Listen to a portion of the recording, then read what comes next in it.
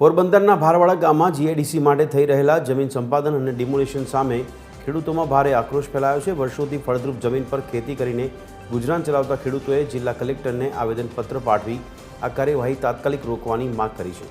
ખેડૂતોનો આક્ષેપ છે કે સરકાર પાસે બિનઉપયોગી પડતર જમીનો હોવા છતાં તેમની ઉપજાઉ જમીનો છીનવી લેવામાં આવી હતી, ત્યારે લાખો રૂપિયાના રોકાણથી તૈયાર થયેલી આ જમીનો જો ઔદ્યોગિક હેતુ માટે ફાળવાશે તો અનેક પરિવારો બેરોજગાર થઈ જશે। ડિમોલેશનની નોટિસોથી ભયનો માહોલ છે, ત્યારે જો માંગણીઓ સંતોષવામાં નહીં આવે તો ખેડૂતોએ ઉગ્ર આંદોલનની ચીમકી ઉચ્ચારી છે।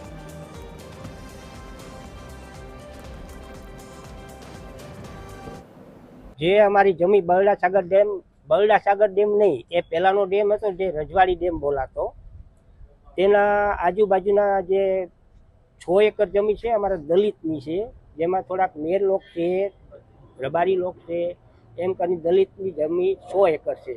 અને બીજી જે કોબોક બોલાય છે તે 200-250 એકરની છે જમીન। એ બધી સરકારે કોઈ વળતર એની દીધેલી નથી અને એની વળતર આપેલી છે એવું સરકાર રજૂઆત કરીને આજે ડેમોનેશન એક અગાઉ ડેમમાં આપેલી ખેડૂતોએ જે ડેમમાં આપેલી છે એ જગ્યાઓ છે જેનું સંપાદન થયેલું હતું અને વળતર મળ્યું છે કે નહીં મળ્યું એ કોઈને ખબર નથી। એક મુદ્દો છે। બીજી જમીન જે છે એની સાથણી કરવામાં આવી હતી અને બાદમાં એકસાલી પદ્ધતિથી ખેતી કરવા માટે આપેલી હતી।